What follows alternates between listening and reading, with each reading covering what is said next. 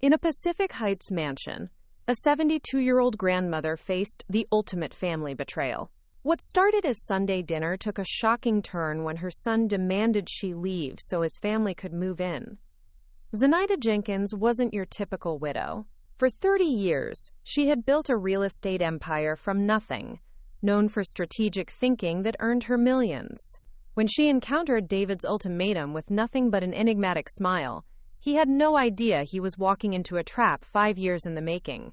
What began as entitled inheritance assumptions would become a devastating lesson in earned respect versus privilege. Before we jump back in, tell us where you're tuning in from, and if this story touches you, make sure you're subscribed, because tomorrow, I've saved something extra special for you. The Waterford crystal caught the late afternoon sunlight, streaming through the dining room's bay windows, casting prismatic rainbows across the mahogany table that had hosted 5 decades of Jenkins family dinners. Zenaida observed the play of light with the same quiet attention she'd been paying to her son and daughter-in-law for the past hour, cataloging every gesture, every sideways glance, every carefully chosen word that danced around their true intentions. "The roast is excellent, Mom," David said, his fork pausing midair as his eyes swept the ornate crown molding above them. "Though I have to say, maintaining a place this size must be getting more challenging." Zenaida set down her wine glass with deliberate precision. At 72, her movements retained the purposeful economy she'd learned during her climb from a studio apartment in the Tenderloin to this Pacific Heights mansion. "I manage well enough." Jessica's laugh tinkled like wind chimes in a storm, delicate on the surface, sharp underneath. "Oh, Zenaida, you're so independent. But really, at your age." She gestured vaguely with her manicured hand, the gesture encompassing the 14-foot ceilings, the marble fireplace, the Persian rugs that had been David's father's pride. "This house is practically a museum. All these stairs, these rooms you never use. It seems like such a burden." Emma, 16 and perched on the edge of adolescent awareness, shifted uncomfortably in her chair. Her grandmother's steady gaze found hers across the table, and something passed between them, an understanding that transcended the careful choreography of adult pretense. "Grandma loves this house," Emma said quietly, her young voice carrying more weight than her parents' practiced rhetoric. "She built her business from the office upstairs. Dad, you used to tell me stories about sliding down the banister when you were little." David's jaw tightened almost imperceptibly. The financial pressure had been building for months. Emma's private school tuition, the mortgage on their Marin County home, Jessica's seemingly bottomless capacity for spending money they didn't quite have. The quarterly statements from his marketing firm showed declining revenues. But more than that, they showed a man who had inherited his father's charm but none of his business acumen. That's exactly my point, sweetheart," David said, his voice carrying the forced brightness of someone trying to convince himself as much as others. "This house is full of memories. But Mom's getting older, and we need to think practically about her safety, her well-being." Tommy, 8 years old and blessedly unaware of the undercurrents swirling around the dinner table, piped up from his seat beside Zenaida. "Why would Grandma need to be safer? She makes the best cookies, and she knows all the secret passages in the house. She showed me the one behind the bookshelf that goes to the kitchen." The innocence in his voice hit the room like a stone dropped into still water. Zenaida reached over and smoothed his dark hair, so like his father's had been at that age, before entitlement had carved lines of perpetual dissatisfaction around David's eyes. "Secret passages sound dangerous for someone your grandmother's age," Jessica interjected, her tone suggesting concern while her eyes calculated square footage and property values. What if she fell? What if there was an emergency and she couldn't get help? Zenaida had been in business long enough to recognize a closing argument when she heard one. She'd used similar tactics herself when convincing reluctant sellers to part with prime real estate. The difference was that she'd always been honest about her intentions. "There's also the matter of upkeep," David continued, gaining momentum now that the conversation had turned to practical concerns. "The roof needs work, the foundation could use inspection, and the property taxes alone." He shook his head as if the burden was almost too heavy to contemplate. "It's not fair to you, Mom, to struggle with all this responsibility." Zenaida cut a precise piece of roast beef, chewed it thoughtfully, and swallowed before responding. I wasn't aware I was struggling. The silence that followed stretched like a taut wire. Jessica's smile never wavered, but her eyes hardened. David cleared his throat, a habit he'd developed as a child when preparing to ask for something he wasn't sure he deserved. What we're saying is, David began, then stopped, started again. Jessica and I have been talking, and we believe, that you'd be happier somewhere with less responsibility. Somewhere you could focus on enjoying your retirement instead of worrying about maintenance and upkeep. A lovely senior community, Jessica added smoothly.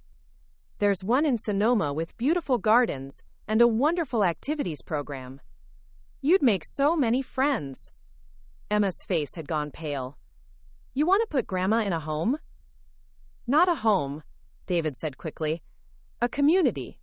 A place designed for people her age, with proper safety features and medical support nearby. Tommy looked confused, his 8-year-old brain struggling to process why his grandmother would need to leave the house, where she baked him cookies and told him stories about the old days in San Francisco. But who would live here? Would the house be empty? The question hung in the air like smoke. This was the moment Zenaida had been waiting for, though she'd hoped, foolishly perhaps, that it would never come. 5 years of observation had taught her exactly who her son had become, exactly what her daughter-in-law valued, exactly how little they understood about respect, gratitude, or the difference between earning something and simply expecting it. David's face flushed slightly. Well, we thought, Emma and Tommy are getting older, and our house in Marin is getting a bit cramped. And with Mom in a nice community, it would make sense for us to take care of this place. Keep it in the family. There it was, the naked truth finally stripped of its careful wrapping. Zenaida set down her fork and looked at her son, really looked at him, for a long moment. She saw the little boy who had once helped her plant roses in the garden, who had sat beside her at his father's funeral, who had promised to take care of her always. She also saw the man who had just asked her to give up everything she'd worked for so he could solve his financial problems without having to face his own poor decisions. For my own good, she said quietly. Exactly! Jessica's voice carried a note of triumph, as if Zenaida had finally grasped a particularly difficult concept. You'll love the freedom. No more worrying about repairs or property management. You can focus on yourself for once. Zenaida's smile began slowly, starting at the corners of her mouth and spreading across her face like sunrise over the bay. It was not a warm smile. It was the smile of someone who had just been handed exactly what they'd been waiting for. I see, she said, her voice carrying the same measured calm that had intimidated business rivals for 30 years. David shifted in his chair, suddenly uncomfortable. Something in his mother's tone suggested that the conversation wasn't going quite as planned. You'll think about it? Oh, I'll certainly think about it, Zenaida replied, lifting her wine glass in what might have been a toast. You've given me quite a lot to consider. Emma was staring at her grandmother with wide eyes, recognizing something in that smile that her parents had missed entirely. Tommy was still focused on his mashed potatoes, but the adults around the table had suddenly gone very quiet. The afternoon light was fading now, and the shadows in the dining room had grown longer. Somewhere in the distance, a cable car bell chimed its way up the steep San Francisco streets, carrying passengers who had no idea they were witnessing the moment when Zenaida Jenkins decided to teach her family the difference between love and entitlement. I see, she said again, more softly this time, and the smile never left her face. Marcus's hand trembled slightly as he set down his coffee cup, the morning light streaming through Zenaida's home office windows, casting long shadows across the mahogany desk that had witnessed decades of real estate deals. The legal documents spread before them told a story that Bob Harrison, her attorney of 25 years, was still struggling to fully comprehend. You've been planning this for over a year, Bob said, his voice carrying the weight of someone who thought he knew his oldest client completely. The donation paperwork, the trust modifications, the property transfer documentation. Zenaida, this isn't just giving away a house. This is dismantling everything you built. Zenaida's fingers traced the edge of a photograph on her desk, herself and her late husband Richard, at the groundbreaking of their first major development project in 1987. She'd been 43 then, hungry and determined, willing to outwork and outthink every man in a room full of skeptics who saw only a woman trying to play in their game. "I built this empire to create something lasting," she said quietly. "I'm simply choosing what that legacy will be." The morning after David's dinner ultimatum had brought clarity rather than sleepless worry. Zenaida had risen at dawn, as was her habit, and made her way to the office that occupied the mansion's entire second floor. Here, surrounded by architectural drawings, property deeds, and photographs chronicling her rise from poverty to prominence, she'd placed the call that would set everything in motion. Bob Harrison had arrived within the hour, his concern evident in the deep lines that creased his weathered face. They'd known each other since 1978, when she'd been a young widow with nothing but determination and a small life insurance payout, seeking legal advice for her first property purchase. He'd watched her transform from a desperate woman trying to provide for her infant son to one of San Francisco's most formidable real estate developers. The Second Chances Housing nonprofit will receive not just the Pacific Heights property, but also the Fillmore building and sufficient trust funds to operate both facilities for at least 10 years, Zenaida continued, her voice steady despite the magnitude of what she was describing. "Marcus Rodriguez has proven himself worthy of this responsibility." Bob leaned back in the leather chair that had become his customary seat during their monthly meetings. "Tell me about him again, this Marcus, because I need to understand how a man you met at a charity event 18 months ago became the beneficiary of a fortune that took you 30 years to build." The memory came flooding back with startling clarity. The Pacific Heights Community Center's annual fundraiser, one of those obligatory social events that Jessica had insisted Zenaida attend to maintain her profile in society.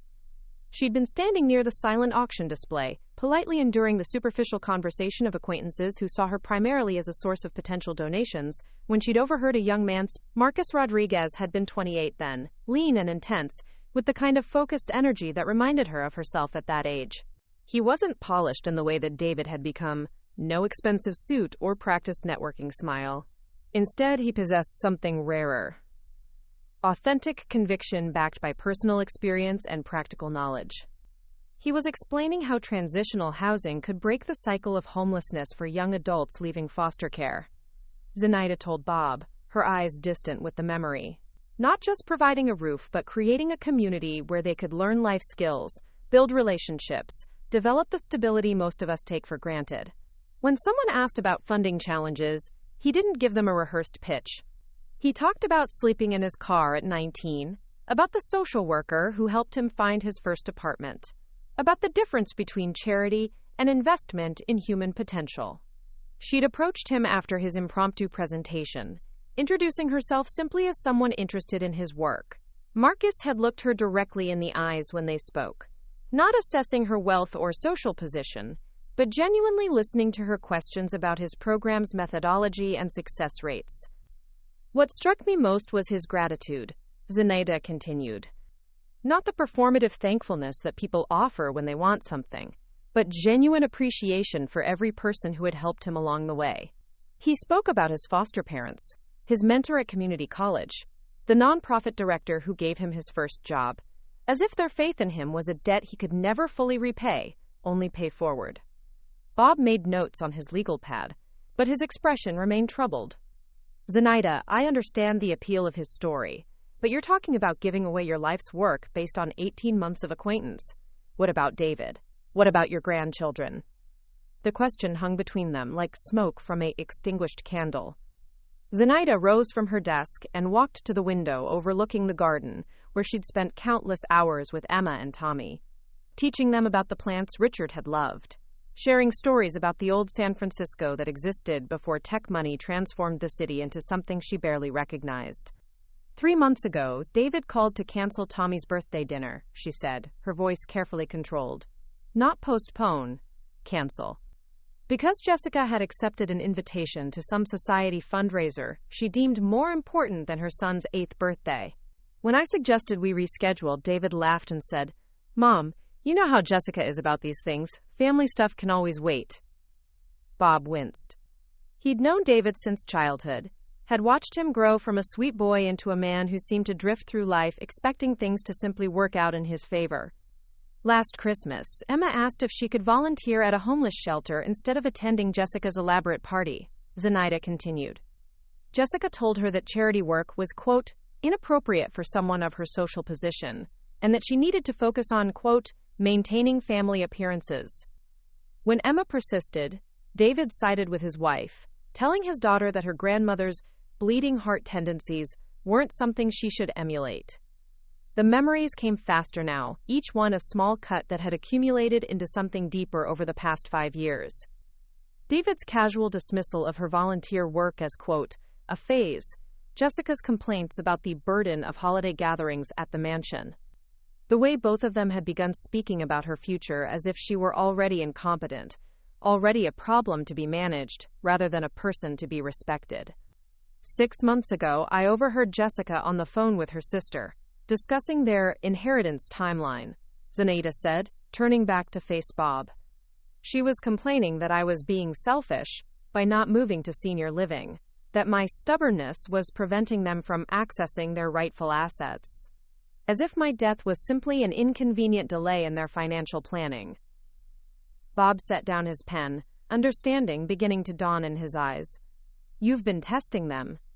I've been observing, Zenaida corrected, giving them opportunities to show me who they really are, what they truly value.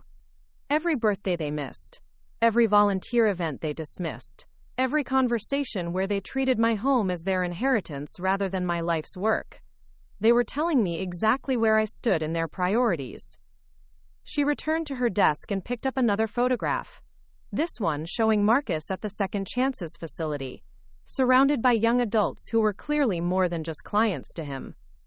Their faces showed the kind of hope and determination she remembered from her own early days in business. Marcus has never asked me for anything, she said.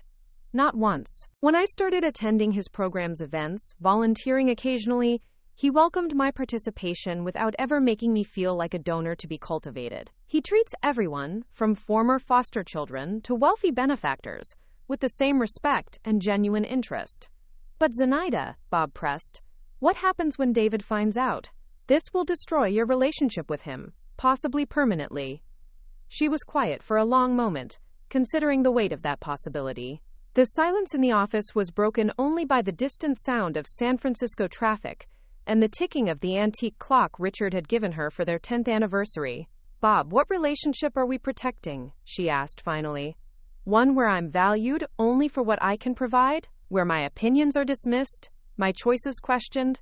My autonomy gradually eroded until I become nothing more than an inconvenient obstacle to their financial plans? She shook her head. That's not a relationship worth preserving.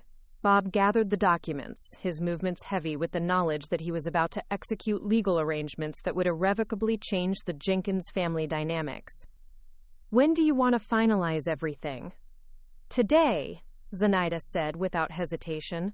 But first, I want to spend some time at the facility. I need to see once more what this gift will create, who it will serve. I need to be absolutely certain. As Bob prepared to leave, he paused at the office door. For what it's worth, Zenaida, I think Richard would be proud of what you're doing. He always said you had the biggest heart of anyone he knew.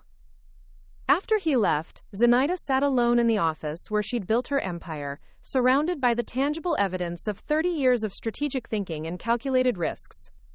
Tomorrow, she would visit Marcus and his team, would see firsthand the work her donation would support. But today, she allowed herself to grieve, not for the money or property she was giving away, but for the family relationships that had proven to be built on such shallow foundations. The morning sun had shifted, and the shadows in the office had changed direction. Soon, everything would change direction. The only question was whether her family would eventually understand that some gifts are more valuable than inheritance, and some lessons can only be learned through loss. The Mission District hit Zenaida like a wave of sensory memory as her Uber pulled up to the converted warehouse on 24th Street. The smell of fresh tortillas from the taqueria next door mingled with the urban symphony of car horns, street vendors, and mariachi music drifting from an open apartment window. This was the San Francisco she remembered from her early days. Gritty, authentic, full of people working hard to build something better for themselves and their families. The warehouse that housed Second Chances Housing had been transformed with the kind of creative resourcefulness that spoke to Zenaida's entrepreneurial heart. What had once been a storage facility for auto parts now buzzed with purposeful activity.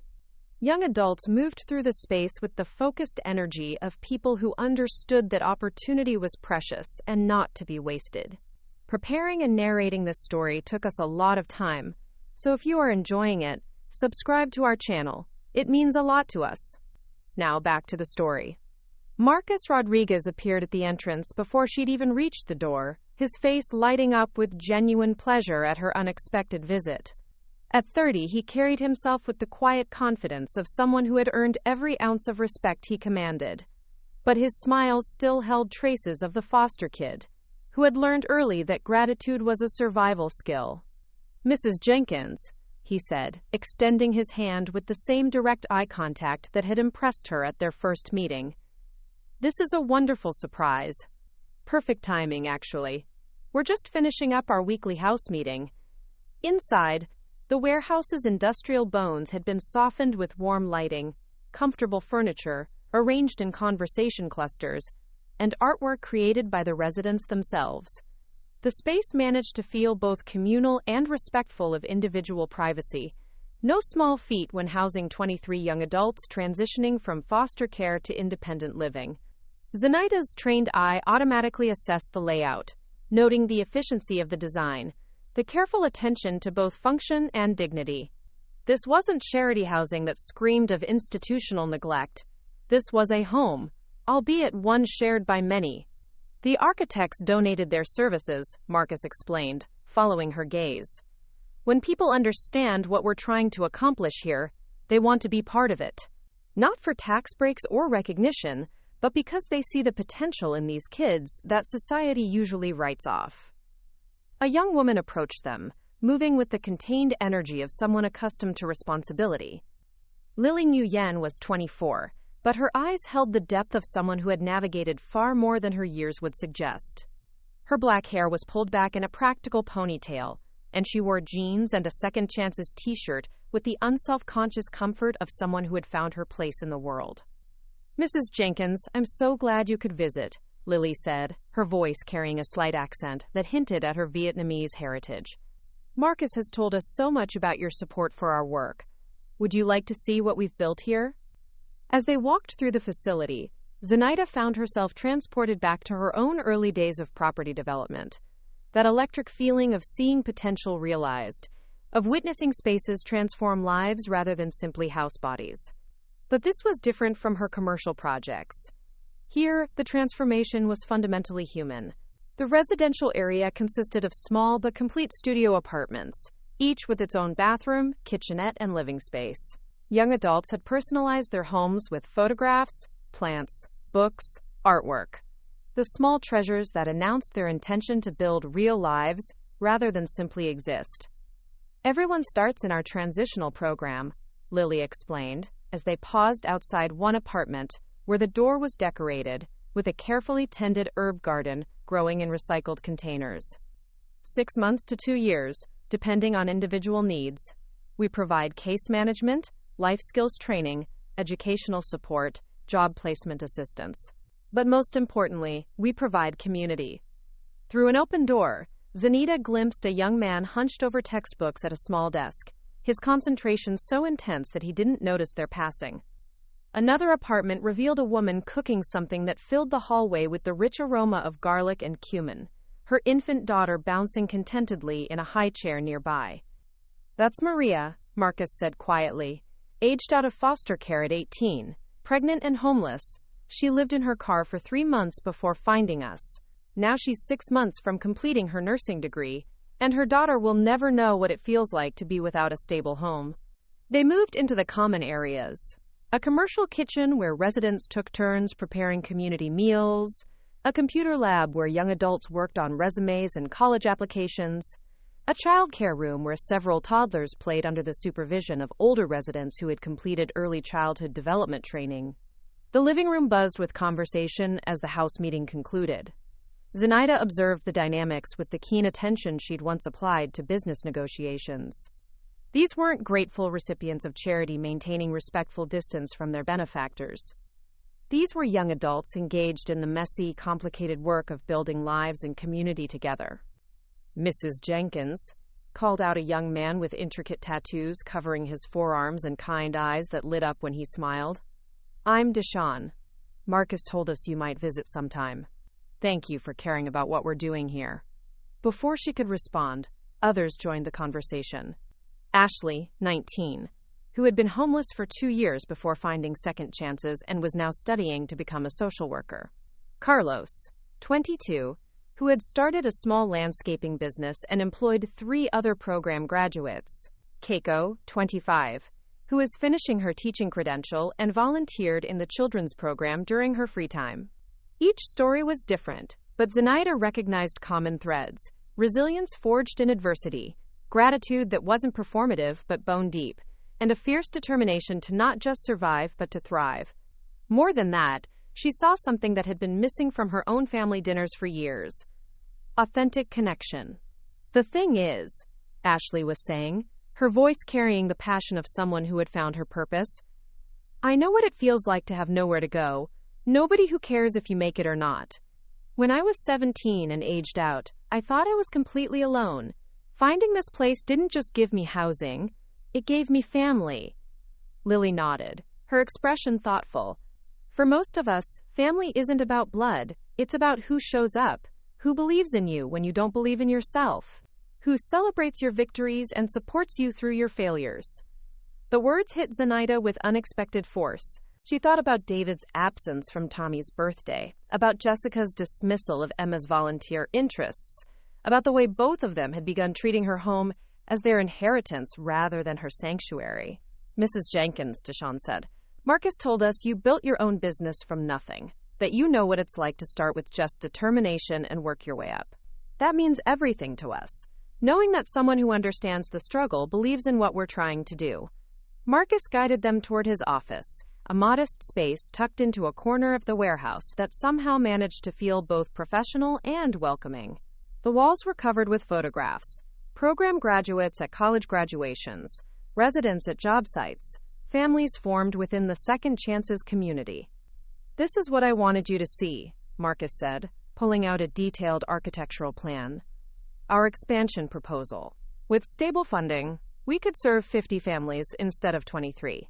We could add educational programs, small business incubation, extended support for graduates who need additional time to establish independence." Zenaida studied the plans with the practiced eye of someone who had evaluated hundreds of development projects. The design was ambitious but practical, creative but grounded in real-world constraints. More importantly, it was clearly the work of someone who understood that housing was about far more than square footage and building codes. "The Pacific Heights property," she said quietly, more to herself than to Marcus. "I'm sorry?" Marcus looked confused. Zenaida realized she had spoken aloud. "I was just thinking about adaptive reuse possibilities. Taking structures designed for one purpose and reimagining them for something completely different." Lily joined them, carrying 3 cups of coffee and settling into the conversation with the ease of someone who was clearly Marcus's trusted partner in this work. "That's exactly what we did here," she said. "This warehouse was abandoned for 5 years before we saw its potential. Sometimes the most beautiful transformations happen when you look past what something was designed to be and see what it could become." As afternoon shifted toward evening, Zenaida found herself reluctant to leave. The energy in the space was infectious, the sense of purpose, of community, of lives being actively constructed rather than simply endured. She thought about her own mansion, beautiful and grand, and increasingly empty of the warmth that had once filled its rooms. "I have a question," she said finally. "What would happen if you had access to a property that could house more families? Something with multiple bedrooms, shared common areas, enough space for all your programming needs?" Marcus leaned forward, his interest clearly piqued. "That would be transformational. We have a waiting list of over 40 young adults who need housing, and that's just the ones who know about us. The reality is that Most kids aging out of foster care never find programs like this. They end up homeless or in situations that compromise their safety, or they simply give up on the idea that things can get better. But beyond the numbers, Lily added, her voice growing passionate, it would allow us to create something even more special. Multi-generational housing, where our graduates could mentor newer residents. Families with children living alongside young adults building their first independent lives. A real community where people support each other not because they have to, but because they want to. Zenaida pulled out her phone and showed them a photograph. Her Pacific Heights mansion in its full Victorian glory, surrounded by the garden that Richard had tended with such care. This is my home, she said simply. 14 rooms, 5 bathrooms, commercial-grade kitchen, library, office spaces, garden. It's been in my family for 30 years. Marcus stared at the photograph, then looked up at her with confusion. It's beautiful. You must love living there. I did, Zenaida said, but houses are meant to be homes, and homes are meant to be filled with family. Right now, it's just me and memories, and that seems like a waste of something that could serve so many. The silence that followed was heavy with possibility. Lily reached out and touched Zenaida's hand, a gesture so natural and caring that it brought unexpected tears to the older woman's eyes. Mrs. Jenkins, Marcus said carefully, are you suggesting what I think you're suggesting? Before she could answer, Deshaun appeared in the doorway, his face bright with excitement. Mrs. Jenkins, before you go, we wanted to show you something. Ashley finished her first semester with a 3.8 GPA, and Carlos just got approved for his contractor's license. We're having a little celebration, and we'd love for you to join us. As they walked back toward the common area, Zenaida felt something shift inside her chest. The laughter ahead, the sense of achievement being celebrated collectively, the way everyone seemed genuinely invested in each other's success.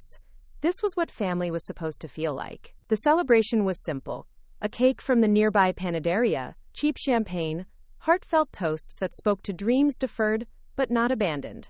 Zenaida found herself surrounded by young adults who included her not because of what she could provide, but simply because she was there, because she had shown interest in their lives and work. As the evening wound down and she prepared to leave, Marcus walked her to the entrance. The Mission District had come alive with its nighttime energy. Families finishing late dinners, teenagers gathered on stoops, the sound of music drifting from bars and community centers. Thank you for coming today, Marcus said. I hope you'll visit again soon. Everyone here would love to get to know you better. Zenaida looked back at the warehouse, its windows glowing with warm light, and made her decision. Marcus, I'd like to schedule a meeting with you and Lily. And my attorney. I think it's time we discuss the future of that Pacific Heights property in more detail.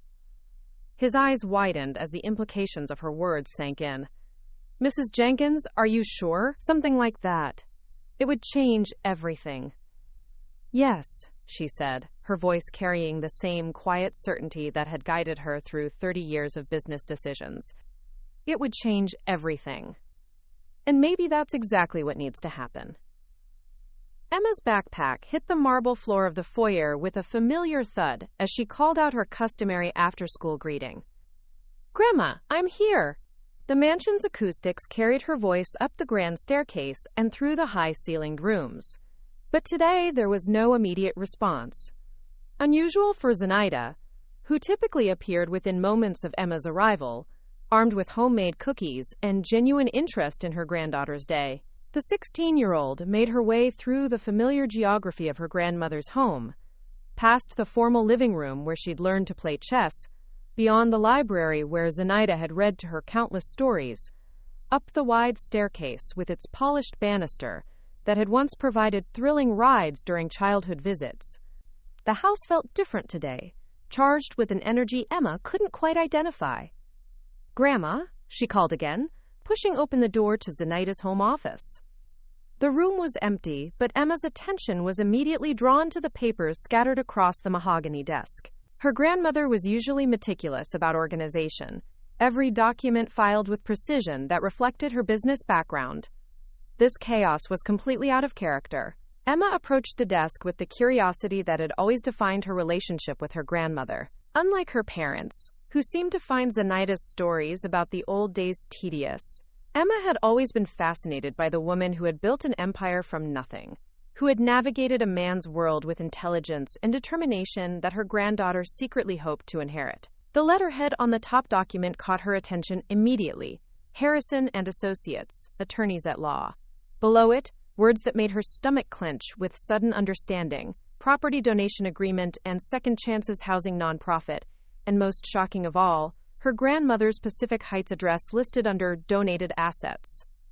Emma sank into the leather chair behind the desk, her hands trembling as she read through page after page of legal documentation. The language was formal and complex, but the meaning was unmistakable. Her grandmother was giving away the house. Not selling it, not leaving it to family in her will, but donating it immediately to an organization Emma had never heard of. Emma? Zenaida's voice from the doorway made her granddaughter jump guiltily. I thought I heard you come in. Grandma, Emma gestured helplessly at the papers. I was looking for a stapler for my history project and I saw... Her voice trailed off as she saw the expression on her grandmother's face. Not anger at the invasion of privacy, but something sadder and more complex. Zenaida entered the office and closed the door behind her, moving with the deliberate grace that Emma had always admired. At 72, her grandmother possessed a dignity that seemed increasingly rare in Emma's world of social media performance and artificial connection. I suppose it's time we had a conversation, Zenaida said, settling into the chair across from her desk, though I had hoped to wait a bit longer before involving you in adult complications.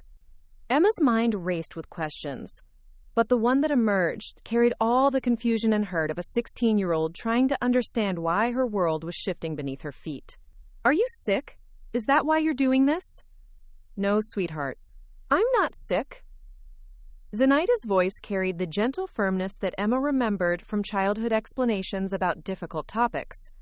I'm making a choice about what kind of legacy I want to leave, and what kind of family I want to be part of. The words hung between them, heavy with implication. Emma thought about the previous night's dinner, about her parents' behavior, about the way they had spoken to, and about her grandmother. The memory made her cheeks burn with shame. This is about what Dad said, isn't it? About you moving to that senior place? Zenaida's smile was sad but not surprised. Your father's request was simply the culmination of something I've been observing for quite some time. Tell me, Emma, what did you think about that conversation? Emma had spent the sleepless hours after dinner, wrestling with exactly that question. Her parents' words had felt wrong in a way she couldn't fully articulate, but hearing them dismissed as mere observation by her grandmother forced her to confront the ugly truth she'd been avoiding. I thought it was horrible, she said quietly. They made it sound like you were a burden, like this house was theirs already, and you were just being stubborn about giving it to them. Her voice grew stronger as the words came faster. And the way Mom talked about you being too old and struggling, you're not struggling. You're the smartest person I know. But I am getting older, Zenaida pointed out gently. And this house is quite large for one person. That's not what this is about, though, is it? Emma's intelligence, honed by years of observing adult behavior with the clarity that teenagers sometimes possessed, cut straight to the heart of the matter. It's about respect, and about what people deserve versus what they expect. Zenaida leaned back in her chair, studying her granddaughter with new appreciation. Tell me more about what you mean. Emma gathered her thoughts, drawing on conversations she'd had with friends whose families had weathered divorces, financial difficulties, and other crises that revealed character in stark relief. Dad has always assumed he would inherit this house. Not hoped for it, not worked to deserve it, but just assumed it was his right. And Mom sees it as her ticket back to the social status her family lost when she was younger. The observation was so mature, so clear-eyed in its assessment, that Zenaida felt a mixture of pride and sadness. Pride in her granddaughter's moral clarity, sadness that a 16-year-old had been forced to develop such insight into adult selfishness. They've never really appreciated what you built here. Emma continued, her voice gaining strength. The stories you tell about starting with nothing, about working 18-hour days, about fighting to be taken seriously in business, they act like those are boring old-person tales instead of recognizing that you're basically a superhero. Despite everything, Zenaida laughed. A superhero? You are. You came to America with nothing, built a multi-million-dollar business, raised Dad as a single mom after Grandpa died, and you did it all while dealing with people who probably thought women didn't belong in real estate. Emma's eyes were bright with admiration and indignation. Instead of being proud of you, they act like you're this inconvenience they have to manage. The silence that followed was comfortable rather than awkward, the kind of shared understanding that had always characterized their relationship. Finally, Emma spoke again, her voice quieter but no less determined. So you're giving the house to people who will actually appreciate it. I'm giving it to young adults who have aged out of the foster care system, Zenaida explained. People who understand that having a home is a privilege, not a right. Who will treat this place with the respect and gratitude it deserves. Emma nodded slowly, processing the magnitude of her grandmother's decision. What will happen when Mom and Dad find out? I imagine they'll be quite upset, Zenaida said with characteristic understatement. They may say things they can't take back. They may decide that I'm no longer welcome in their lives. The possibility of losing her grandmother, the one adult in her family who truly understood her, who supported her volunteer work and encouraged her questions about social justice, hit Emma like a physical blow. But as she looked across the desk at this woman who had faced down business rivals and social prejudice with equal determination, she realized that Zenaida was offering her something far more valuable than inheritance, the example of what it looked like to live according to your principles, regardless of the cost. I think you're brave, Emma said finally. And I think you're right. And I want you to know that whatever happens with my parents, I'll always be proud to be your granddaughter. Zenaida's eyes filled with tears, the first emotion she'd allowed herself to show since making this decision. Reaching across the desk, she took Emma's hands in hers, noting how much they'd grown, how much her granddaughter had matured in just the past year. Promise me something, Zenaida said. Promise me that you'll remember this conversation when you're older, when you're faced with your own difficult choices about family and principles, and what kind of person you want to be. I promise, Emma said without hesitation. But Grandma, you don't have to do this alone. Whatever happens next, I'm on your side. As afternoon light slanted through the office windows, grandmother and granddaughter sat together in the house that would soon belong to strangers, but which had already served its most important purpose. Teaching the next generation that some things, integrity, compassion, authentic connection, were worth more than any inheritance. The morning sun cast harsh light through the breakfast room windows as David paced behind his wife's chair, his coffee growing cold, while Jessica scrolled through her tablet with the focused intensity of a general planning a siege. 3 weeks had passed since their dinner ultimatum, and Zenaida's continued silence had evolved from puzzling to infuriating. The Westfield retirement community has an opening, Jessica announced, her manicured finger tapping the screen. It's perfect. Close enough that we could visit regularly, but far enough that she'd have her own social circle. And the entrance fee is completely reasonable considering what she'd save by not maintaining this place. David paused in his pacing, looking out at the Marin County view that had once filled him with pride, but now felt like a financial albatross around his neck. The mortgage payments were climbing, Emma's private school tuition was due again, and his marketing firm's quarterly projections looked increasingly grim. His mother's stubborn silence about their suggestion was preventing him from moving forward with solutions that seemed so obviously beneficial to everyone involved.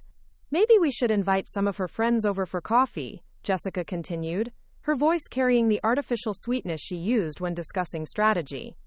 Casual conversations about how lovely retirement communities can be, how many activities they offer. Social pressure from peers is much more effective than family pressure. The plan had already been set in motion. Over the past week, Jessica had orchestrated a series of coincidental visits from family acquaintances, women from Zenaida's former charity boards, neighbors who had moved to senior communities themselves, even their family doctor, who had casually mentioned during a social encounter how important it was for elderly people to accept help gracefully. David's phone buzzed with a text from Emma. Can't make dinner tonight. Studying at library. The third cancellation this week. His daughter had been increasingly distant since their family dinner, responding to questions with monosyllables and spending most of her time either at school or at her grandmother's house.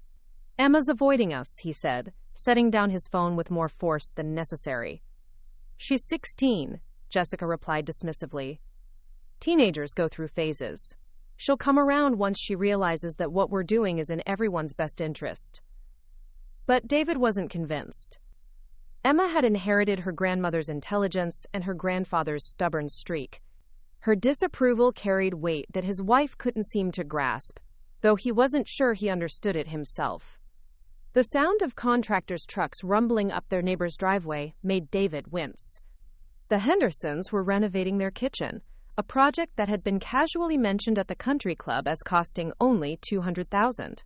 The kind of expense that other families in their social circle managed without apparent strain, while David found himself calculating whether they could afford to replace their aging dishwasher. "I called the contractor we used for the guest bathroom," Jessica said, still focused on her tablet. "He's available to do an assessment of your mother's house next week. Just preliminary planning, of course, but we should be prepared to move quickly once she agrees to the transition." The casual assumption in her voice, not if Zenaida agreed, but when, made David's stomach tighten with an emotion he couldn't quite identify. Guilt, perhaps, or the uncomfortable recognition that they were discussing his childhood home as if it were already theirs to redesign. "What if she says no?" he asked quietly. Jessica looked up from her screen with the expression of someone confronting an obviously ridiculous question. "She won't say no. She's 72 years old, David. That house is far too much responsibility for someone her age, and deep down she knows it. We're offering her a solution that allows her to maintain her dignity while accepting the inevitable." "But what if she does?" The question hung in the morning air like smoke. Jessica's smile never wavered, but her eyes hardened with the determined gleam of someone accustomed to getting her way through persistence and strategic pressure. "Then we help her understand that family sometimes means making difficult decisions for the people we love," she said. "Your mother is intelligent, but she's also stubborn and proud. Sometimes people need gentle guidance to see what's best for everyone involved." David nodded, but the knot in his stomach suggested that gentle guidance might prove to be more complicated than his wife anticipated. The mahogany-paneled walls of Bob Harrison's law office had witnessed countless pivotal moments over the decades. Mergers that built empires, divorces that destroyed them, wills that revealed family secrets long buried. But as Zenaida Jenkins sat across from Bob's massive desk, signing documents that would fundamentally alter the trajectory of multiple lives, the weight of this particular moment seemed to press against the room's elegant confines with unusual intensity. "Initial here," Bob said quietly, his voice carrying the careful neutrality he'd perfected over 40 years of practice. "And here. This paragraph confirms the timeline. 30 days from today for family notification and transition." Zenaida's pen moved with steady precision across each page. Beside her, Marcus Rodriguez sat with the contained energy of someone trying to process an impossible gift. He'd arrived at the office 30 minutes early, wearing his only suit, a charcoal gray number that had seen him through job interviews and board meetings for the past 5 years. The contrast between his humble presentation and the magnitude of what he was receiving wasn't lost on anyone in the room. "Mrs. Jenkins," Marcus said for the third time that morning, "I still can't quite believe this is real. The Second Chances housing program. We never imagined anything like this was possible." Bob looked up from the documents, his reading glasses catching the morning light streaming through the tall windows overlooking Montgomery Street. "Marcus, perhaps you could walk us through your specific plans once more." For the record, Marcus opened a worn leather portfolio and extracted a series of carefully prepared documents. His presentation had the polish of someone who'd learned to make every opportunity count. Every word matter. "The main house will accommodate 8 residents in 4 bedrooms, he began, his voice gaining confidence as he moved into familiar territory. "Young adults aging out of foster care, typically between 18 and 24. The 3rd floor can be converted into a common study area and library. The kitchen is perfect for teaching life skills: cooking, budgeting, meal planning." He spread architectural sketches across Bob's desk, drawings that transformed Zenaida's elegant Victorian into something equally beautiful, but infinitely more purposeful. The carriage house becomes our administrative offices and a separate apartment for our live-in counselor. Lily Wayne will fill that role initially. Zenaida studied the sketches with the eye of someone who'd spent decades evaluating properties. The plans respected the house's historic character, while maximizing its potential for human connection and growth. It was exactly what she'd hoped for when she'd first conceived this plan. The garden space? She asked. Community garden plots for residents to learn gardening and responsibility. Lily suggested adding a meditation area near the back fence, somewhere quiet for the kids to process their experiences. Marcus's fingers traced the property lines. Some of them come to us with significant trauma. Having outdoor space for healing is invaluable. Bob shifted in his leather chair, the sound of creaking joints matching his obvious discomfort with the proceedings. Zenaida, I have to ask one more time. Are you absolutely certain about this? David is your son. Jessica, whatever her faults, is your daughter-in-law. Those children are your grandchildren. The question hung in the air between them. Zenaida set down her pen and folded her hands in her lap, considering her words carefully. When she spoke, her voice carried the accumulated weight of 72 years of experience. Bob, in the past 5 years, David has visited me exactly 43 times. I know, because I keep track. Of those visits, 37 involved requests for money or complaints about his financial situation. Jessica has expressed genuine interest in my well-being, perhaps twice in 15 years of family gatherings. She paused, her gaze moving to the window. Emma visits me every day after school. Not because she has to, but because she wants to. Tommy comes because Emma brings him, but he lights up when I tell him stories about the old days. Marcus remained silent, understanding that this conversation was about more than legal documents. It was about the fundamental nature of family obligation and love. On the other hand, Zenaida continued, Marcus has shown me more respect and gratitude in 6 months than my son has in 5 years. The young people in his program demonstrate more appreciation for a single meal than David and Jessica have for decades of support. Bob removed his glasses and cleaned them slowly, a gesture Zenaida recognized as his way of buying time when he disagreed with a client's decision but couldn't ethically prevent it. The financial component, he said finally. You understand you're not just giving away the house. This endowment fund you're establishing, it's substantial. $2 million, Zenaida confirmed. Enough to ensure the program's sustainability for at least 20 years, assuming prudent management. She looked directly at Marcus. Which I trust you'll provide. Marcus swallowed hard. Mrs. Jenkins, this level of generosity. Isn't generosity, Zenaida interrupted gently. It's investment. I'm investing in young people who understand the value of opportunity because they've lived without it. I'm investing in a program that creates family bonds based on choice and mutual support, rather than accident of birth and assumed obligation. The morning sun had shifted, casting different shadows across the office.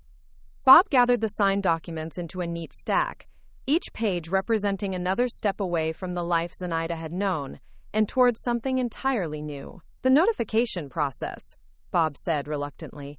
How do you want to handle telling David and Jessica? Zenaida's smile carried an edge that reminded both men of her reputation in San Francisco's cutthroat real estate world. I suspect they'll provide their own opportunity for revelation. They've been increasing their pressure lately, making assumptions about my compliance. Let them continue making assumptions until the moment becomes appropriate. Marcus stood and extended his hand to Zenaida, his grip firm and warm. Mrs. Jenkins, I promise you won't regret this decision. Every young person who benefits from this program will carry forward the impact of your choice. As they shook hands, Zenaida felt a shift within herself. Not the triumph she'd expected, but something deeper and more complex. She was no longer Zenaida Jenkins, owner of a Pacific Heights mansion. She was something new, a woman who'd chosen principle over family convenience, community over blood ties, earned respect over assumed entitlement. There's one more thing, she said as Marcus prepared to leave. I want to be involved.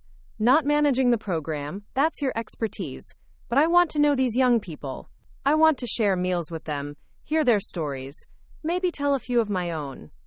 The smile that broke across Marcus's face was worth every signature on every document. Bob walked them to the office door, his expression still troubled. Zenaida, you know I'll always be here if you need anything. Legal advice, a friendly ear, whatever you need. I know, Bob, and I appreciate your concern, but for the first time in years, I feel like I'm moving towards something meaningful, rather than just maintaining what I've already built. As they stepped into the elevator, the weight of finality settled over them. There would be no changing this decision, no undoing what had been set in motion. In 30 days, Zenaida's old life would officially end, and something entirely new would begin.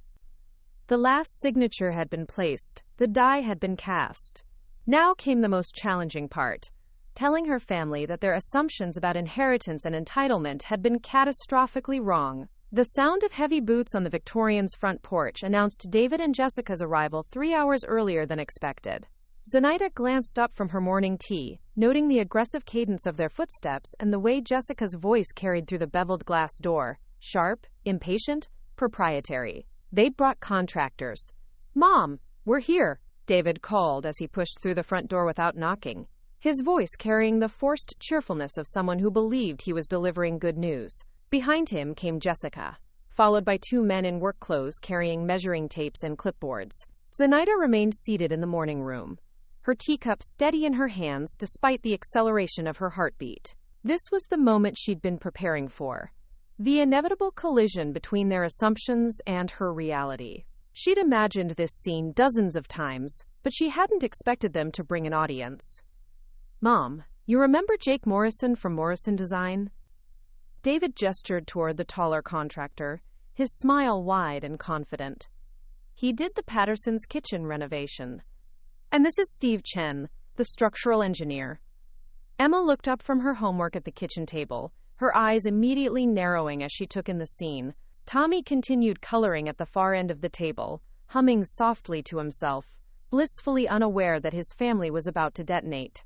Gentlemen, Zenaida said with perfect politeness, I'm afraid there's been some misunderstanding. I wasn't expecting contractors today. Jessica's laugh had a brittle quality that seemed to bounce off the high ceilings.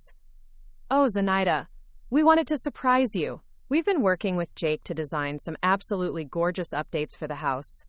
Wait until you see what we have planned. Jake Morrison spread architectural drawings across the dining table with professional efficiency, his movements suggesting this was a routine he'd performed countless times. Mrs. Jenkins, your son and daughter-in-law have some exciting ideas for modernizing the space while maintaining its historic character. Zenaida approached the table slowly, her expression neutral as she studied the plans. They wanted to gut the kitchen, remove the wall between the living and dining rooms, convert her cherished library into a media room, and transform the master bedroom into what the plans labeled a, quote, luxury suite with spa bathroom. The timeline is aggressive but manageable, Steve Chen added, consulting his notes. We could start demolition next week if you approve the permits. The whole project should wrap up in about 4 months. 4 months, Zenaida repeated quietly. David's confidence was radiating from him like heat. We figured it would be easier to do the major renovations while you're settling into your new place. By the time you visit for holidays, everything will be finished. The casual reference to visiting for holidays hit Zenaida like a physical blow. In their minds, she'd already been relocated, reduced from family matriarch to occasional guest in her own home. Emma's chair scraped against the hardwood floor as she stood abruptly. What new place? Dad? What are you talking about? Jessica turned to her daughter with the patient expression she reserved for explaining adult decisions to children. Sweetie, we told you Grandma was thinking about moving somewhere more appropriate. We found her a lovely place in Marin with... I never said I was moving anywhere. Zenaida's voice cut through Jessica's explanation like a blade. The contractors exchanged glances, suddenly aware they might be witnessing a family dispute rather than a routine consultation. David's confident smile flickered momentarily before reasserting itself. Mom, you said you'd think about it. We assumed. You assumed. Zenaida's repetition of the word carried decades of accumulated frustration. David, Jessica, gentlemen, I'm afraid you've wasted your time today. This house is not available for renovation. Jake Morrison began rolling up his plans with professional discretion. Perhaps we should reschedule when there's more family consensus. There won't be a reschedule, Zenaida said firmly, because there won't be any renovations. This house has been donated to charity. The words dropped into the ornate room like stones into still water, creating ripples of shock that seemed to expand outward from each person present. David's face went through several rapid transitions: confusion, disbelief, and finally a kind of desperate denial. Donated? He repeated, the words seeming foreign in his mouth. Mom, that's not funny. I wasn't attempting humor. Zenaida moved to her writing desk and retrieved a folder of documents. The transfer is complete. Second Chance's housing will take possession in 30 days. Jessica's carefully maintained composure cracked like ice under pressure. You can't be serious. This is our house. Our children's inheritance. You can't just give it away to strangers. Actually, I can, and I have. Zenaida's voice remained steady despite the magnitude of the moment. The house belongs to a nonprofit organization that provides transitional housing for young adults aging out of foster care. Steve Chen cleared his throat awkwardly. We'll wait in the truck. Both contractors retreated toward the front door with the speed of people fleeing a natural disaster. David stood frozen, his mouth opening and closing without producing sound. Emma had gone pale, though whether from shock or vindication was unclear. Tommy had stopped coloring entirely, his 8-year-old instincts telling him something momentous was happening. Foster kids? Jessica's voice climbed toward hysteria. You gave our house to a bunch of foster kids? Young adults who deserve the same opportunities your children have always taken for granted, Zenaida replied calmly. David finally found his voice, though it emerged as a strangled whisper. Mom, you can't do this. This is insane. We'll contest it. We'll have you declared incompetent.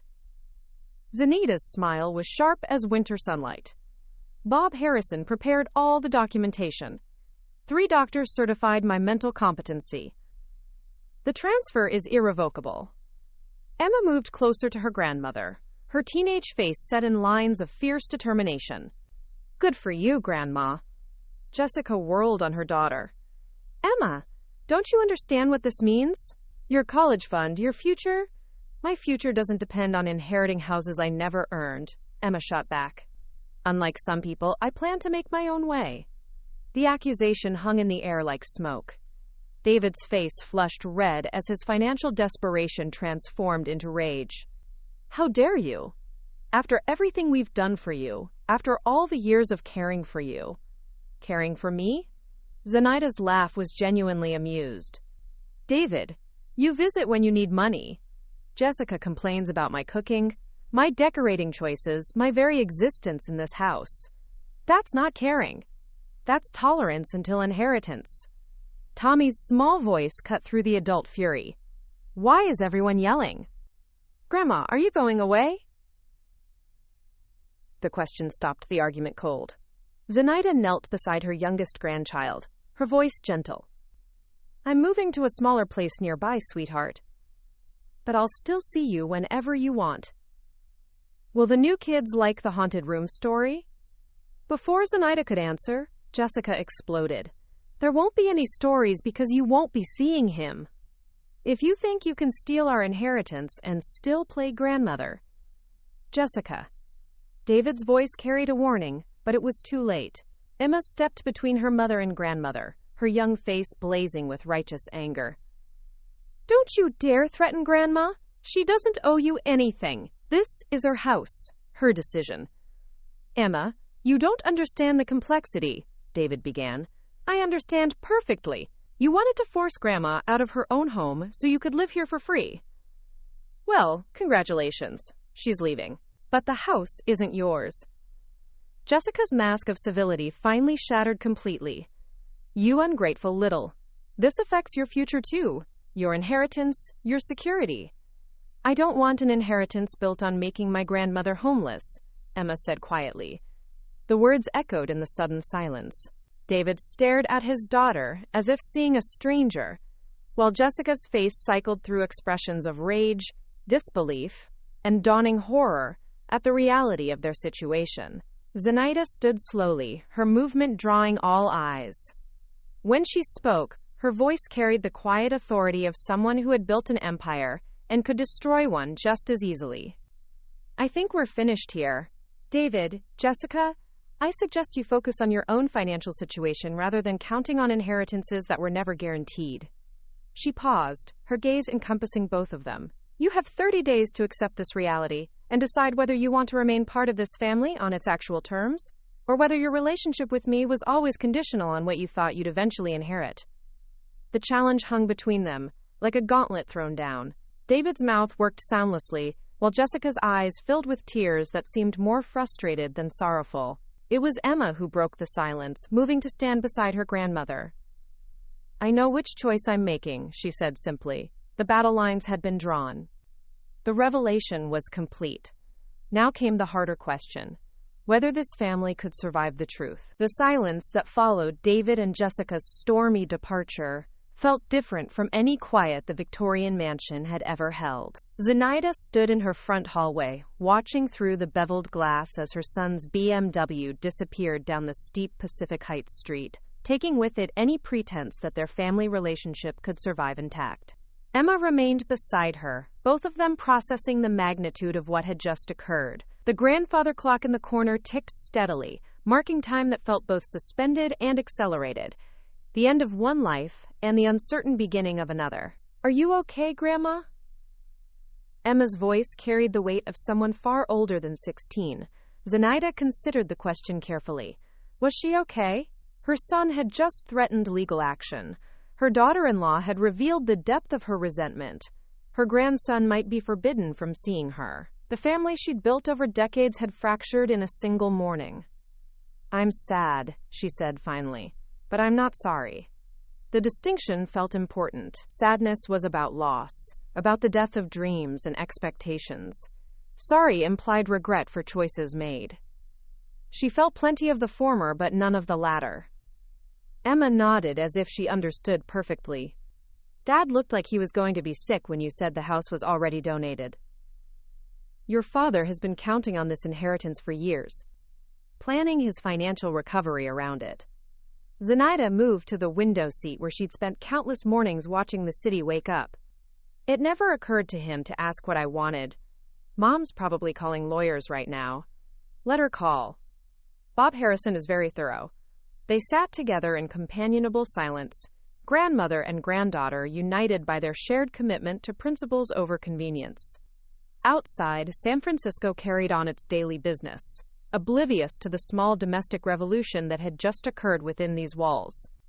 3 months after the donation papers were signed, Zenaida stood on the sidewalk outside her former home, watching young people carry boxes and furniture through the familiar front door. The brass nameplate beside the entrance now read, Zenaida House, a Second Chances housing community, and the sight of it sent an unexpected surge of pride through her chest. Her new apartment was 6 blocks away, a modest 2-bedroom unit with bay windows overlooking a small garden.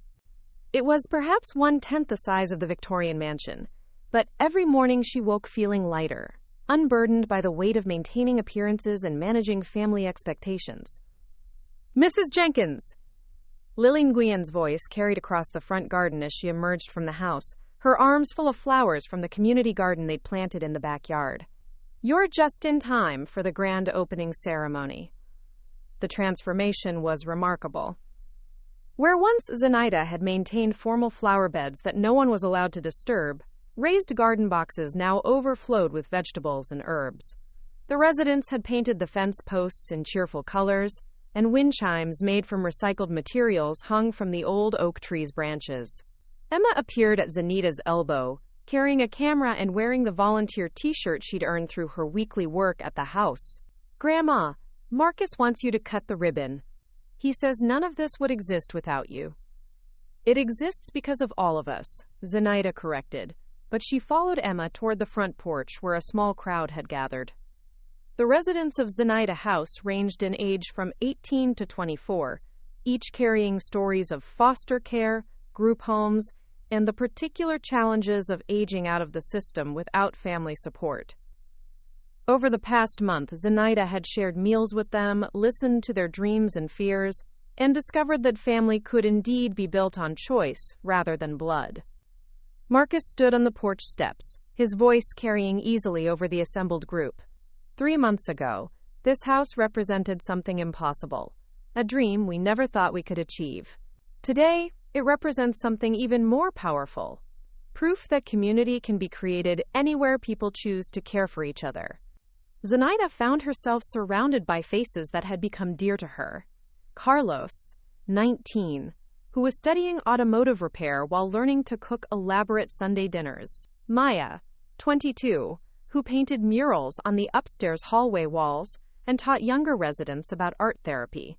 James, 24, who was working 2 jobs while finishing his degree in social work, determined to give back to the system that had raised him. These young people understood gratitude in ways her own son never had. They appreciated not just the roof over their heads, but the stability it represented, the chance to build something lasting. "Mrs. Jenkins," Marcus continued, "would you do us the honor?" The ribbon stretched across the front doorway was bright yellow, the color of hope. As Zenaida approached with the ceremonial scissors, she caught sight of a familiar figure standing at the edge of the crowd. David. He looked older than he had 3 months ago, lines of stress etched around his eyes. His expensive suit hung loosely on his frame, and Zenaida realized with a start that he'd lost considerable weight. Financial pressure, she suspected, had finally caught up with him in earnest. Their eyes met across the small crowd, and something passed between them. Not forgiveness, not yet, but perhaps recognition. He'd come. Despite everything that had happened, despite Jessica's continued refusal to acknowledge Zenaida's existence, David had come to see what his mother had chosen instead of him. Zenaida cut the ribbon with a firm snip, and the crowd erupted in applause. As people moved toward the refreshment tables that had been set up in the garden, David approached slowly. "Mom," he said quietly, the word carrying months of unspoken complexity. "David." She studied his face, noting the genuine humility that had replaced his earlier desperation. "I'm surprised to see you. Emma told me about the ceremony. I wanted to." He paused, struggling with words that had never come easily to him. "I wanted to see what you'd built here." Around them, laughter drifted from the garden as residents gave tours to visitors, proudly showing off their shared spaces and individual rooms. Tommy's voice rose above the others. Emma had apparently smuggled him to the event despite his parents' continuing prohibition. "It's not what I built," Zenaida said carefully. "It's what they're building. I just provided the foundation." David nodded, his gaze moving over the transformed property. "The garden looks good. Dad would have liked what they did with the backyard." The reference to Richard was unexpected, a bridge back to shared memories that predated their current conflict. Zenaida felt something soften in her chest, though she remained cautious. "Your father always said a house should be full of life," she replied.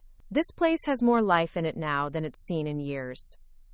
They stood in comfortable silence, watching Carlos demonstrate proper tomato plant care to a group of fascinated visitors. Maya had convinced Tommy to help her paint a small section of fence, and his delighted giggles provided a soundtrack to the afternoon. "Jessica still," David began, then stopped.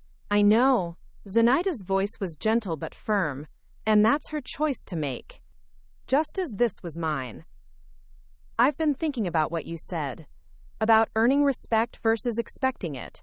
David's hands were shoved deep in his pockets, his posture that of a chastened child. "I think I forgot, somewhere along the way, that you raised me to work for what I wanted." It wasn't an apology, not exactly, but it was acknowledgement. And perhaps that was enough for now. "You always have a choice about what kind of man you want to be," Zenaida said. "It's never too late to start over." Marcus appeared beside them, his smile warm as he extended a hand to David. "You must be Mrs. Jenkins' son. She talks about you often." David shook the offered hand, his expression curious. "She does?" "She hopes you'll find your way back to the family," Marcus said simply. "She misses you."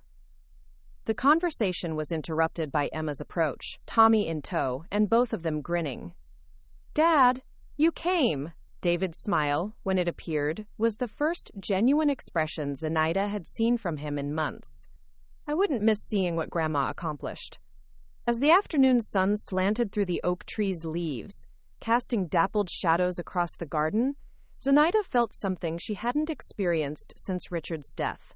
The sense that her family might have a future after all. It would look different than she'd originally imagined. It would require patience, forgiveness, and considerable growth from all parties involved. But standing in the garden of Zenaida House, surrounded by chosen family, and tentatively reconnecting with biological family, she allowed herself to hope that the hardest part might finally be behind them. 6 months after the grand opening of Zenaida House, autumn had settled over San Francisco, with its characteristic blend of crisp mornings and warm afternoons. Zenaida stood at her kitchen window, watching the fog roll over Twin Peaks while her coffee brewed, when Emma's key turned in the front door. "Grandma, you'll never guess what happened," Emma called out, her voice carrying excitement and something else. Triumph, perhaps, or vindication. Zenaida smiled to herself. Emma's daily after-school visits had become the highlight of her new routine. The girl would arrive with homework, stories from her volunteer work at Zenaida House, and increasingly, updates on her parents' evolving situation. "Let me guess," Zenaida said as Emma bounded into the kitchen. "Your father finally found a buyer for the Nob Hill house?" Emma's eyes widened. "How did you know?" "He's been trying to sell it for 3 months. The market's been slow. But that house has good bones. Someone was bound to recognize its value eventually." The irony wasn't lost on either of them. David and Jessica's forced downsizing had become a neighborhood spectacle over the summer. The boutique business Jessica had insisted on reopening had failed spectacularly within 6 weeks, taking their last liquid assets with it. David's marketing firm had lost its biggest client, and suddenly the couple who had demanded Zenaida's mansion found themselves scrambling to avoid foreclosure on their own much smaller property. "They're moving to a 2-bedroom apartment in the Sunset," Emma continued, settling into her usual chair at Zenaida's small dining table. "Mom is, well, she's not handling it well." Zenaida poured coffee for herself and hot chocolate for Emma, a ritual that had developed naturally over the months. "And your father?" "Dad's different. He's been working with a financial counselor, and he actually seems lighter, like he's not carrying the weight of pretending everything's fine anymore." It was a remarkable transformation. David had begun visiting Zenaida regularly after the Zenaida House opening, initially awkward encounters that gradually evolved into genuine conversations. He'd never explicitly apologized for his behavior, but his actions spoke louder than words. He'd helped her move furniture, fixed a leaky faucet, and, most importantly, stopped treating her as an obstacle to overcome, and started treating her as his mother. "The apartment has a view of the ocean," Emma added. "Tommy's excited because he can see the sunset from his bedroom window." "And how are you handling all this change?" Emma sipped her hot chocolate thoughtfully. "It's weird, but I think we might actually be happier. When Mom isn't worried about keeping up appearances, she's, I don't know, more like a real person. And Dad's been talking about things other than money for the first time in years." The apartment buzzer interrupted their conversation. Zenaida checked her watch. 4:30 p.m., earlier than expected. "That's probably Marcus," she said, pressing the button to let him up. "We're reviewing applications for the new residents." But when the elevator opened, it wasn't Marcus who emerged. David stepped out carrying a manila folder and wearing an expression Zenaida hadn't seen since he was Tommy's age. Nervous excitement mixed with determined hope. "Mom, do you have a few minutes? There's something I need to show you." Emma looked between her father and grandmother with barely contained curiosity. "Should I go?" "Stay," David said quickly. "This involves you too, in a way." He settled into the third chair at Zenaida's small table and opened the folder with the careful precision of someone who'd rehearsed this moment many times. "I've been working with Marcus on something," he began, his voice carrying the uncertainty of someone venturing into unfamiliar territory. "After I saw what you'd built at Zenaida House, after I understood what you were really trying to accomplish, I realized I wanted to be part of it." Zenaida set down her coffee cup carefully. Part of it how? David extracted a document from the folder. Official letterhead, multiple signatures, the weight of legal authority. I've established a scholarship fund. Not huge, nothing like what you did, but it's a start. Enough to send 2 Zenaida House residents to community college each year, with books and living expenses covered. The silence that followed was profound. Emma's eyes moved between her father and grandmother, like she was watching a tennis match. Zenaida studied her son's face, looking for signs of the manipulation and self-serving calculation that had characterized his behavior for so long. Instead, she found something she'd almost given up hope of seeing: genuine humility and authentic desire to contribute. "David," she said slowly, "where did you get the money for this?" His smile was rueful. "Remember Dad's coin collection? The one I was supposed to inherit someday? I sold it. Turns out those silver dollars he'd been collecting since the 1960s were worth quite a bit more than any of us realized." Richard's coin collection. Zenaida remembered her husband spending Sunday afternoons organizing those coins, researching their history, explaining to young David the patience required to build something valuable over time. The collection had been one of the few things David had shown genuine interest in as a child. "You sold your father's coins to fund scholarships for foster kids?" Emma's voice was barely above a whisper. "I kept a few pieces, ones that had special meaning for Dad and me. But the rest, I realized I'd rather see them do something useful than sit in a safe deposit box waiting for me to die." David's gaze met his mother's directly. "Dad always said money was just a tool. What matters is what you build with it."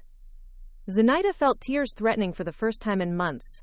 Not tears of sadness or frustration, but something far more complex. Pride, relief, and the dangerous emotion she'd almost stopped allowing herself to feel. Hope. The Richard Jenkins Memorial Scholarship Fund. David continued, showing her the official documentation. "Marcus helped me set up the legal structure. The first recipients will be Carlos and Maya. They're both applying to City College for the spring semester." "Dad," Emma's voice was thick with emotion, "this is incredible."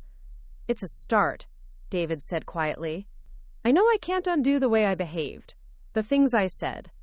But I want to try to become the kind of man you raised me to be, the kind of man Dad would have been proud of." The apartment door opened again, and Tommy's voice filled the space. "Grandma, Emma said you had cookies." David's face went through several rapid transitions as his 8-year-old son appeared in the kitchen doorway. Since the family explosion 6 months ago, Jessica had maintained strict control over Tommy's access to Zenaida, allowing visits only when she could supervise them herself, which had happened exactly twice. "Tommy?" David's voice was carefully neutral. "How did you get here?" Emma's guilty expression answered the question before she could speak. "I may have picked him up from school and brought him here. Mom's at her book club, and she said you were working late, so—" "Emma." David's tone carried parental authority, but not anger. "You can't just take your brother without permission. I asked Tommy if he wanted to see Grandma, and he said yes. Isn't that permission enough?" Tommy, oblivious to the adult tension, had discovered Zenaida's cookie jar and was regarding its contents with the serious consideration of a food critic. "Grandma, did you make the ones with the chocolate chips?" "I did, sweetheart. Would you like some milk to go with them?" As Zenaida busied herself with preparing Tommy's snack, she was acutely aware of the family dynamics playing out in her small kitchen.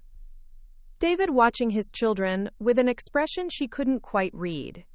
Emma preparing to defend her decision to bring Tommy. Tommy simply happy to be in a place where cookies were offered freely and stories were told with enthusiasm. "Dad," Emma said carefully, "you're not going to tell Mom, are you?" David considered the question while Tommy settled himself at the table with cookies and milk. "Your mother has been struggling with a lot of changes lately. She's scared about money, about the future, about losing the life she thought she was building. That doesn't give her the right to keep Tommy away from Grandma," Emma said fiercely. "No, it doesn't." David's agreement surprised everyone, including himself. "But it's complicated, Em. Your mother feels like she lost a war she didn't even know she was fighting. She thought she understood the rules, and it turned out she was playing a completely different game. Zenaida rejoined them at the table, her movements careful and deliberate. David, what are you saying? I'm saying that I think it's time for some honesty in this family. Real honesty, not the polite pretending we've been doing for years. He looked at each of them in turn. Mom, you were right about Jessica and me. We were entitled, selfish, and completely blind to how our behavior affected you. We took your generosity for granted and treated your home like it already belonged to us. Tommy looked up from his cookies, confusion written across his young face. What does entitled mean? It means thinking you deserve something without earning it, Emma explained gently. Like if I expected you to give me half your cookies just because I'm your sister. That would be stupid, Tommy said matter-of-factly. These are your cookies, Grandma. You made them. The simple clarity of his statement hung in the air like a lesson in basic morality. Zenaida reached over and ruffled his hair affectionately. Exactly right, sweetheart. David's phone buzzed with a text message. He glanced at it and sighed. Jessica's home early. She's looking for Tommy. I have to go back? Tommy's disappointment was palpable. Yes, buddy. But... David paused, seeming to make a decision in real time. But I think we need to have a family meeting. All of us. It's time to stop tiptoeing around Mom and start figuring out how to be a family again. Emma's eyes lit up with hope. You really think Mom might come around? I think your mother is scared and angry and feeling like she lost everything she thought mattered. But I also think she loves you and Tommy more than she loves being right. David stood and began helping Tommy gather his things. It might take time, and it definitely won't be easy, but yes, I think there's hope. As David prepared to leave with Tommy, he turned back to Zenaida. Mom, would you consider hosting Sunday dinner next week? Here, in your apartment? I know it's small, but... It's not the size of the space that matters, Zenaida said softly. It's the size of the hearts that fill it. Will you ask Mom to come? Tommy piped up, his 8-year-old optimism undaunted by months of family complexity. I'll ask, David promised. I can't guarantee she'll say yes, but I'll ask. After they left, Emma helped Zenaida clean up the cookie crumbs and put away the milk. The apartment felt both empty and full. Empty of people, but full of possibility. Do you think she'll come? Emma asked, echoing her brother's question. Zenaida considered the question while she wiped down the table. Jessica was proud, stubborn, and deeply invested in being right about the injustices done to her. But she was also a mother who'd watched her family fracture, a woman who'd lost the security she'd built her identity around, and, underneath all the anger and entitlement, perhaps someone capable of growth. I think, Zenaida said carefully, that your mother is at a crossroads. She can choose to stay angry about losing things she never really owned, or she can choose to rebuild relationships based on who we actually are, rather than what we can provide for each other. And if she chooses to stay angry, then we'll love her from a distance and hope she eventually finds her way back to us. Emma nodded, understanding the wisdom of loving someone without enabling their worst impulses. Can I help you plan the dinner? Just in case? I'd like that very much. The week that followed passed in a blur of careful preparation and cautious optimism. David had indeed invited Jessica, and after what Emma described as several very intense conversations, she had reluctantly agreed to come. Marcus stopped by midweek to discuss the scholarship fund details and stayed for dinner, regaling Zenaida with stories from Zenaida House. Carlos had been accepted to the automotive program at City College and would be the first member of his family to attend any form of higher education. Maya's latest mural depicted the house's garden through the 4 seasons, with former and current residents tending plants that represented their dreams and goals. They want to know if you'll come to Carlos's graduation ceremony, Marcus said as they finished their meal. He specifically asked for you to be there. I wouldn't miss it, Zenaida replied, meaning it completely.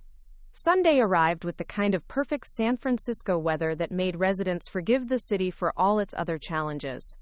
Zenaida had prepared a simple but elegant meal: roast chicken, vegetables from the Zenaida house garden, and a chocolate cake that had been Tommy's favorite since he was old enough to express preferences. Emma arrived early to help with final preparations, and together they set the small table with Zenaida's best china, the same set that had graced holiday meals in the Pacific Heights mansion, now serving a much humbler but potentially more meaningful gathering. David and Tommy arrived at exactly 6 o'clock, both wearing button-down shirts and nervous smiles. Tommy carried a small bouquet of flowers he'd apparently insisted on buying for his grandmother, while David brought a bottle of wine and an expression of determined hope. Jessica arrived 10 minutes later. Zenaida had been prepared for many things: anger, coldness, passive-aggressive comments disguised as politeness. What she hadn't expected was how small Jessica looked, how stripped of her usual armor of designer clothing and perfect makeup. She wore a simple dress, minimal jewelry, and an expression that seemed to shift between defiance and vulnerability. "Jessica," Zenaida said warmly, accepting the store-bought dessert her daughter-in-law had brought. "Thank you for coming." "Thank you for inviting me," Jessica replied, her voice carefully neutral. They gathered around the small table, 5 people who had shared hundreds of meals together but never one quite like this. The conversation started carefully, focusing on safe topics: Tommy's soccer season, Emma's college applications, David's new job with a smaller but more stable marketing firm. It was Tommy who broke through the adult politeness. "Mom, why were you so mad at Grandma?" The question hung in the air like a challenge. Jessica's carefully maintained composure flickered, and for a moment Zenaida saw something raw and honest in her daughter-in-law's face. "I was scared, sweetheart," Jessica said finally. "I thought Grandma was going to make our lives harder, and I was already worried about a lot of things." "But she didn't make our lives harder," Tommy pointed out with 8-year-old logic. "She gave her house to kids who needed it more than we did." "Yes," Jessica's voice was barely above a whisper. "She did." Emma leaned forward. "Mom, are you okay?" "With everything that's happened, I mean." Jessica set down her fork and looked around the table, at her husband, who was watching her with patient support rather than desperate need, at her children, who were old enough to understand that adults sometimes made mistakes, at her mother-in-law, who had every right to be triumphant but instead offered only quiet grace. "I've been thinking a lot about what okay means," Jessica said slowly. 6 months ago, I thought being okay meant having the biggest house, the best neighborhood, the most impressive Christmas cards to send to friends. She paused, struggling with words that didn't come naturally. "I thought your grandmother was taking all of that away from us. And now?" David's voice was gentle, encouraging. "Now I think maybe she was trying to give us something better." Jessica's eyes filled with tears she'd been holding back for months. "I've been so angry, so focused on what we lost, that I almost missed what we gained." "What did we gain?" Tommy asked, genuinely curious. Jessica smiled through her tears, and for the first time in years, Zenaida saw something authentic in her daughter-in-law's expression. "We gained the chance to build something real. Something we actually earned." The conversation that followed was unlike any they'd ever shared: honest, difficult, and ultimately healing. Jessica acknowledged her entitlement and manipulation. David owned his weakness and financial irresponsibility. Emma talked about the pressure she'd felt to choose sides in an adult conflict. Tommy asked innocent questions that forced everyone to examine their motivations and values. As they shared Zenaida's chocolate cake, Jessica turned to her mother-in-law with an expression of nervous determination. "Zenaida, I owe you an apology. Several apologies, actually." "You don't owe me anything, Jessica." "Yes, I do." Jessica's voice grew stronger. "I treated you terribly. I was selfish and manipulative and completely blind to everything you'd given our family over the years. I took your generosity for granted and resented you for not giving us even more." Zenaida reached across the table and covered Jessica's hand with her own. "We all make mistakes when we're scared. The question is what we do after we recognize them. I want to do better. I want to be someone Tommy and Emma can be proud of." I want to be part of this family in a real way, not just as someone waiting for her turn to inherit things. Then you will be, Zenaida said simply. As the evening wound down, they made plans for the following Sunday, and the Sunday after that. Emma announced her intention to study social work in college, inspired by her time at Zenaida House. Tommy extracted promises from everyone to attend his next soccer game. David shared his plans to expand the scholarship fund as his financial situation stabilized. Jessica lingered after the others had gone, helping Zenaida with the dishes in comfortable silence. Finally, as they finished putting away the last of the plates, she spoke. I used to think you were trying to teach us a lesson, she said quietly. Punish us for being greedy. And now? Now I think you were trying to save us from becoming people we wouldn't be able to live with. Zenaida considered this. I was trying to save myself, actually, from enabling behavior that was destroying my family. Everything else was just consequences. Jessica nodded, understanding dawning in her eyes. The last laugh wasn't about revenge, was it? It was about love. Zenaida smiled, the expression carrying all the complexity of the past year. Loss and gain, pain and healing, disappointment and hope. The last laugh is always about love, Jessica. It just sometimes takes us a while to recognize it. As Jessica prepared to leave, she paused at the door. Would it be all right if I visited Zenaida House sometime? I'd like to meet the young people who are living in your old home. Our old home, Zenaida corrected gently. And yes, I think they'd like to meet you too. After Jessica left, Zenaida stood in her small kitchen, surrounded by the evidence of an evening that had exceeded her wildest hopes. The dishes were clean, the leftover cake wrapped for tomorrow's coffee, and her family, complicated, imperfect, but genuinely loving, was planning to gather again next week. She thought about Richard, wondering what he would make of how their story had unfolded. She'd given away the house they built together, divided their family, and risked everything on the hope that love could triumph over entitlement. But she'd also created something new, a home for young people who needed one, scholarships that would change lives, and perhaps most importantly, a family that was finally based on choice and mutual respect rather than obligation and assumed inheritance. Outside her window, the lights of San Francisco twinkled like earthbound stars, each one representing someone's dreams, struggles, and hopes for the future.